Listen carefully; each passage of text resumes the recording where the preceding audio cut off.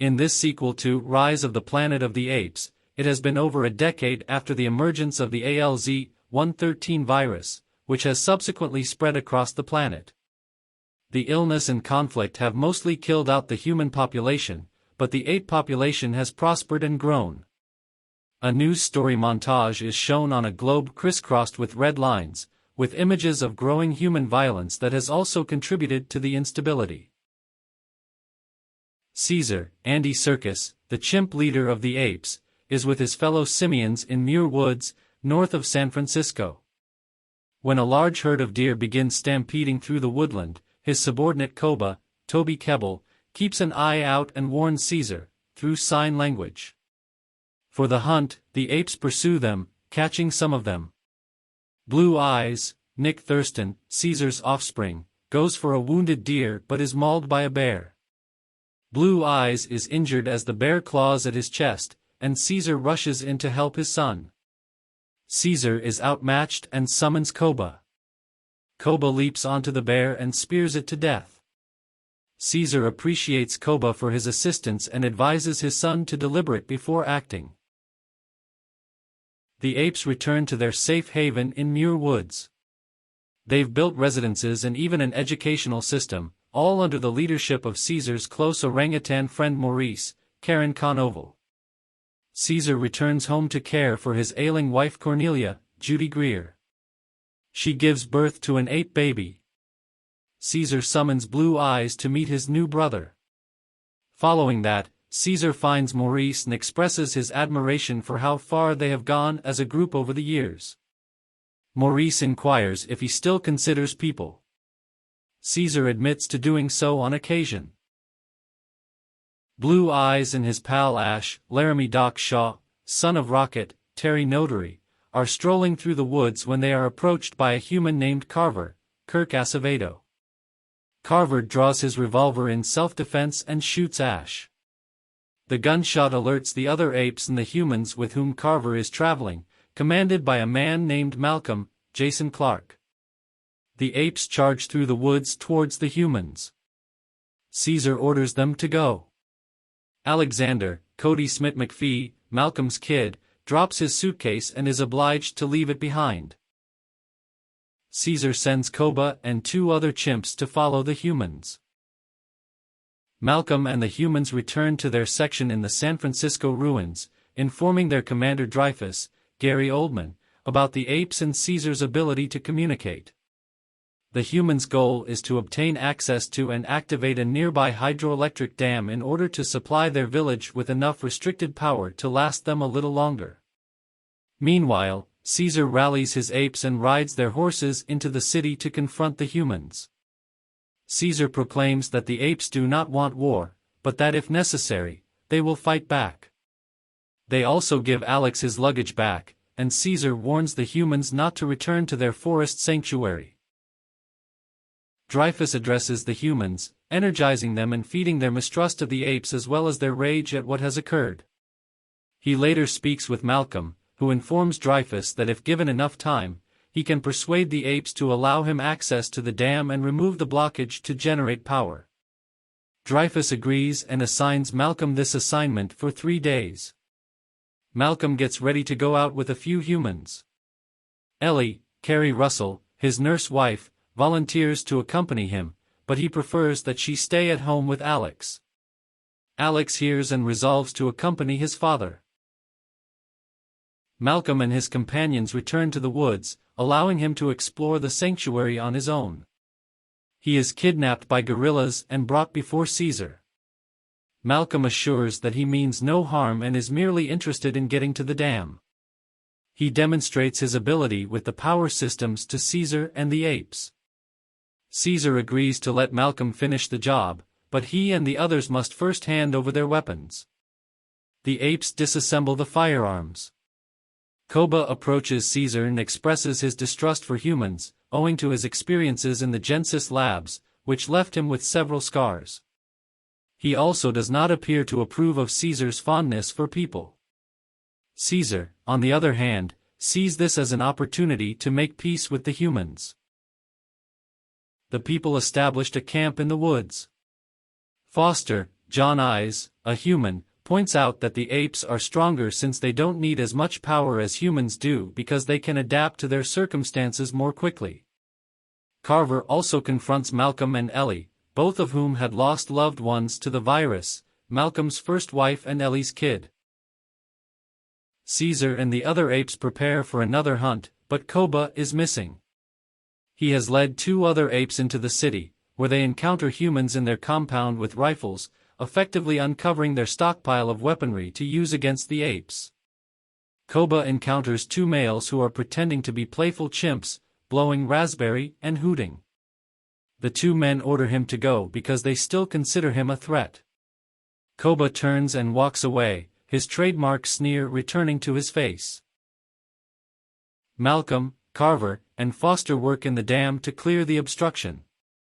They successfully blow it up, but the blast traps them for the time being. Carver's leg has also been injured. Ellie persuades the apes to assist in the rescue of the humans from the ruins. They return to camp so Ellie may heal him, while some apes pass by, including Caesar. Caesar's infant son joins the humans. Ellie and Alex are immediately taken with him and find him adorable. Carver is less friendly. When the tiny monkey approaches a crate carrying a gun, Carver reacts instinctively by seizing the weapon and aiming it towards the apes. Caesar, enraged, seizes the gun and whacks him with it. Malcolm soothes Caesar, and the monkey tosses the rifle into the river. He tells the people they must depart. However, Malcolm and Ellie come into Caesar when he is tending to Cornelia, who is very sick and frail. Ellie offers to help her with the antibiotics they have. Caesar allows them to stay for 1 day to assist his wife. Foster drags Carver back to the truck and abandons him there, grabbing the truck keys to prevent Carver from fleeing. Caesar, enraged, seizes the gun and whacks him with it. Malcolm soothes Caesar, and the monkey tosses the rifle into the river. He tells the people they must depart. However, Malcolm and Ellie come across Caesar when he is tending to Cornelia, who is critically ill. The people return to the dam to complete their work. After telling the other apes about the humans' weapon stash, Koba returns and nearly assaults Alex. Malcolm defends him, but Maurice intervenes and defends both humans. Koba tells Caesar angrily that he feels Caesar likes humans more than apes. Enraged, Caesar assaults Koba, pounding his face until he realizes he can't kill him. One of the apes' guiding principles, as depicted on Morris's teaching wall, is that no ape will ever murder another ape. Koba offers his hand to Caesar in apology. Caesar agrees.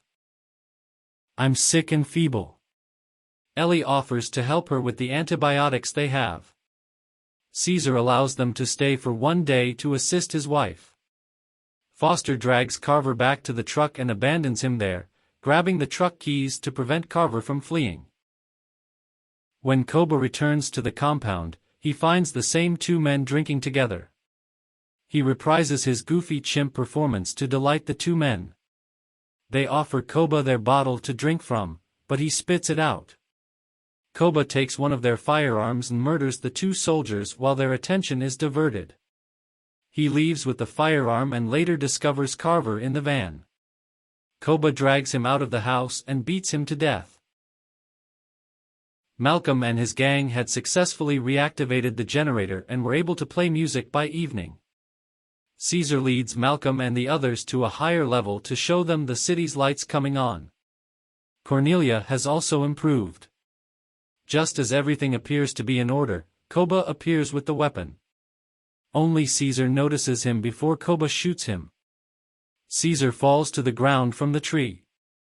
Koba escapes, leaving behind only the gun and Carver's cap, which Blue Eyes finds.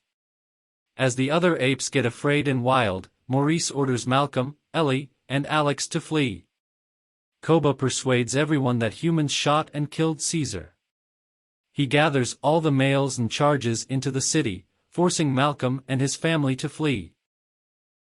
The humans are dancing to celebrate the return of their power. Dreyfus retires to his private rooms to check his iPad for images of his wife and 2 sons, who have since died as a result of the virus. When he sees them, he bursts into tears. He then walks to the control room, where another man is attempting to make contact through radio. Koba and his gorilla/chimp army storm the compound, laying siege to the people. Dreyfus assembles a crew of armed soldiers to keep guard at the gates and fire on the apes. He grabs a rocket launcher and hits various targets, killing several apes. Koba charges through the gates with his apes, breaking down their wall. By sunrise, Koba and his men had seized human prisoners and declared that they now know what it's like to be imprisoned. They come upon 2 humans, one of which is swinging a post at the apes, which Koba snags. He directs Ash to use it on the man, but Ash shows mercy and says Caesar would not approve. In reaction, Koba grabs Ash, drags him to a balcony, and throws him over the railing to his death. Meanwhile, Malcolm and his family discover Caesar, who is still alive but feeble. He brings them to his former home, where he was raised by humans, and they take him away. They start treating his wounds as the apes run through the city, armed with the humans' rifles. The apes who refused to obey Koba were imprisoned in a bus. Blue Eyes encounters Maurice, who advises him to defend himself. Ellie wishes to operate on Caesar but lacks the necessary medical materials. Malcolm offers to take the 2 back to the city and fetch the supplies, narrowly avoiding being slain by apes armed with machine guns. He eventually hides in a room, only to be confronted by Blue Eyes, who raises his gun to shoot Malcolm but cannot bring himself to do it. Malcolm informs him that his father is still alive, pointing him in the direction of Caesar. Blue Eyes notices the bullet wound and yells at the humans, but Caesar informs him that it was caused by Koba. Blue Eyes informs his father that his mother and brother are safe for the time being, but Koba is gaining more followers as a result of their fear, and he also informs Caesar that Koba killed Ash, leading Blue Eyes to cry. Caesar goes to the attic at night and discovers an ancient camera with a film of him as a baby chimp being taught by his human owner, the late Will Rodman, James Franco in archive footage. Malcolm approaches Caesar and inquires as to who that is. He responds that he, like Malcolm, was a nice man. Maurice and the other caged apes escape from the bus and attack the humans. They track down Caesar and inform him of Koba's plot to recruit female apes and young ones, including Cornelia and their newborn. They set out to stop Koba, along with Malcolm. Koba and his followers have gathered at the top of a tower, while Dreyfus and 2 other men have lately established contact with the military and have loaded the tower with C4 explosives in preparation for the apes' demise. While Caesar and his allies prepare to confront Koba, Malcolm encounters Dreyfus and the men and pulls his rifle to stop them and persuade them not to fight the apes. Dreyfus refuses to back down, claiming that he is about to save the entire race. He grabs the detonator and presses the button, creating an explosion that kills him, the 2 men, and any apes in the tower, but Malcolm survives. At the top of the tower, Caesar confronts Koba, who is still clutching his weapon. Koba seeks to gather the apes once more, arguing that they are stronger together. Caesar battles his erstwhile ally, while the other apes watch. In the midst of the pandemonium, Koba reclaims his gun and begins shooting at the apes. Caesar charges in and knocks Koba off the ledge. As he clings to life, he looks up at Caesar, who lifts Koba's arm. "Ape not kill ape," Koba says. Caesar looks him down and says, "You are not an ape." He then drops Koba and lets him fall to his death. The remaining free apes, including Caesar's family, gather to the tower to regroup as a group.